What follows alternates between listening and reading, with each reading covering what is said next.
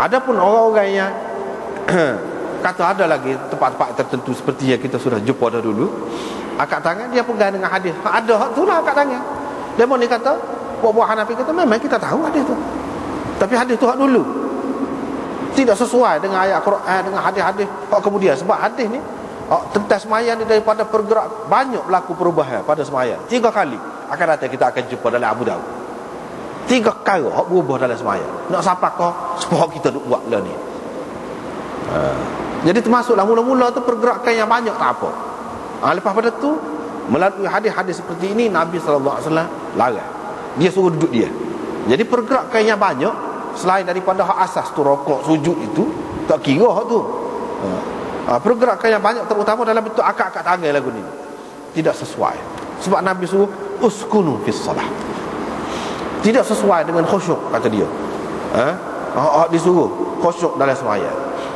Tidak sesuai dengan waqumu lillahi qanitin. Tidak sesuai. Jadi kita supaya sesuai ambil tu. Hak ni kita terima dulu kata dia. Hak dulu. Kalau nak kira akad tangan kan, ketika antara 2 sujud nak bangun tu, akad tangan ada. Orang Syiah pakai. Kalau tak pakai hak tu, sahih juga. Pokok dia kata, tak pakai hak tu. Kamu kata mansuh. Mansuh, lagu mana tahu mansuh? Nabi raya hak ni sudah mansuh. Tak. Lagu mana kata tahu hak mansuh? Daripada kita, dia kata, daripada kita tengok riwayat-riwayat hak lebih sahih, menunjukkan hak tempat-tempat tertentu hak kita maklum tu lah. Tapi hak tu pun ada juga hak sahih. Kalau semata-mata sahih, tak padan. Dia kembali kepada kaedah hak asal. Hak nak dalam sembahyang lagu mana? Hak nak dalam sembahyang, iaitu senyap, tidak gerak-gerak banyak, tidak ada pergerakan banyak. Tak apalah. Daripada hadis Jabir bin Samurah ni, kita dapat mengambil beberapa pengajaran. Yang pertamanya, dilarang mengangkat tangan dalam sembahyang. Kecuali kalau ada sabit lah daripada Nabi SAW angkat tangan, itu lain lah. Macam dalam doa qunut nazilah dan lain-lain, ada angkat tangan, itu tak apa.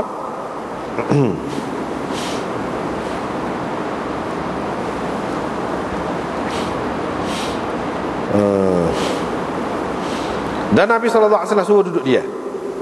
Ini dapat kita dapati dalam hadis Sahih Muslim yang diriwayatkan oleh Jabir bin Samurah juga. Nabi SAW kata uskunu fi salah.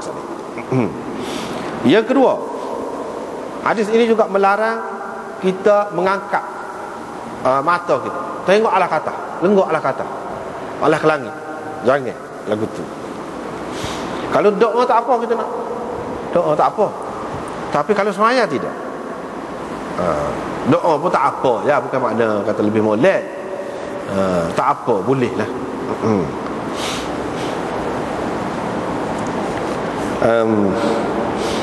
Ini dalam Muslim jelas disebutkan la yantahiyanna aqwamun yarfa'una absarahum ila as-sama' fi as-salah alla tarji'a ilaihim. Jelas dalam Muslim sebut tu. Mesti berhenti orang-orang yang mengangkat pandangan mereka ke langit itu dalam sembahyang. Kalau tidak, penglihatan mereka tidak akan kembali kepada mereka.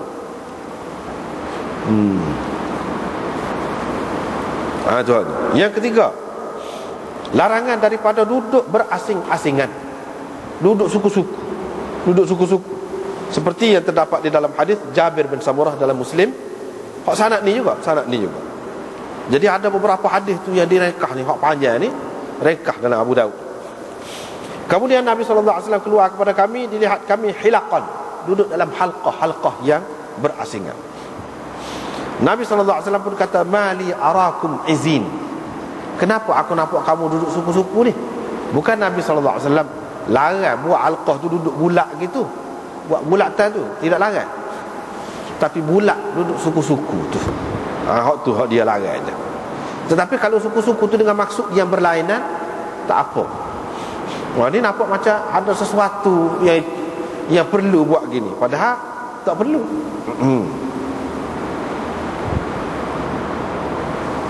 Yang keempatnya, perintah supaya membetulkan saf ada juga dalam hadis ni. Dalam Abu Daud ni tak ada lah ringkas, sebab ringkas. Seterusnya riwayat daripada Anas bin Malik, beliau berkata Rasulullah sallallahu alaihi wasallam bersabda, kenapa ada orang-orang duduk angkat pandangan mereka dalam sembahyang, lepas pada tu kerah sebutan Nabi sallallahu alaihi wasallam berhubung dengan perkara ni. Dia kata mestilah berhenti daripada berbuat begitu, ataupun penglihatan mereka akan disambar, akan hilang penglihatan. Mana cara marah benar lah tu, mana tak bui tengok tu.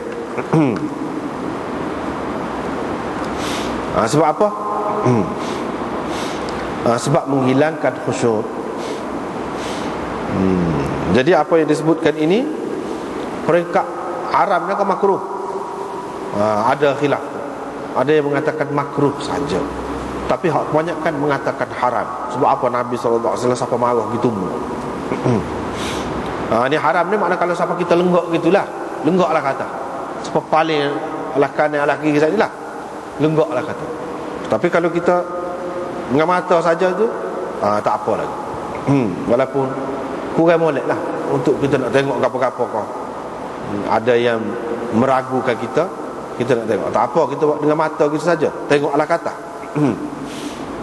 Tetapi kalau saja-saja gitu nak tengok ala kata, itu tak boleh. Ibnu Hazm sampai kata kalau tengok ala kata gitu batal sembahyang.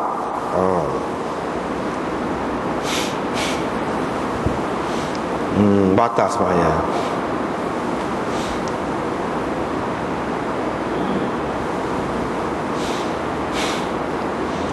Lepas tu riwayat daripada Aisyah, pernah Abu Jaham hadiahkan kepada Nabi SAW satu kain selimut yang comel lah, kain selimut. Lepas tu dia ada batik-batik. Nabi SAW pun sembahyang pakai tu. Bila dia sembahyang, dia pun sembahyang, dia tunduk, dia tengok sini batik tu, batik pada kain sini. Itu hak maksud sini kata tengok dalam sembahyang ni. Tengok ni boleh ke tak boleh? Dan kalau tak boleh, apa?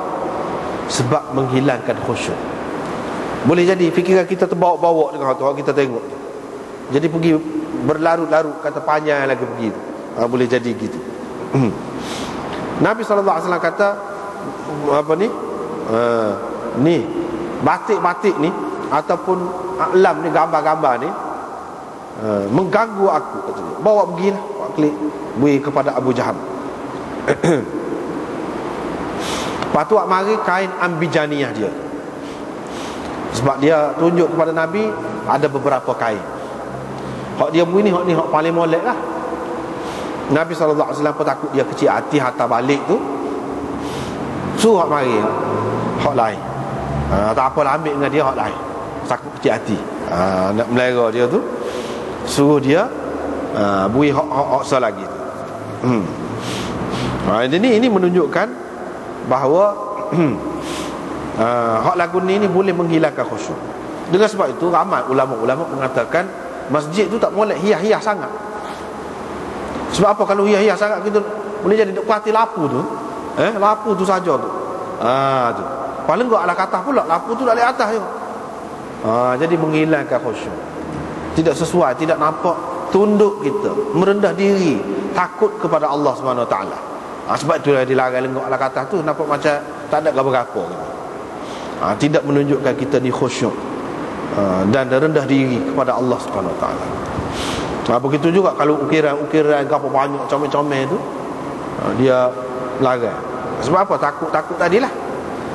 Lari fikiran kita tu, hati kita tu.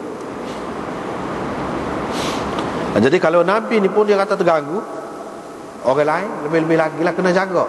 Gitu.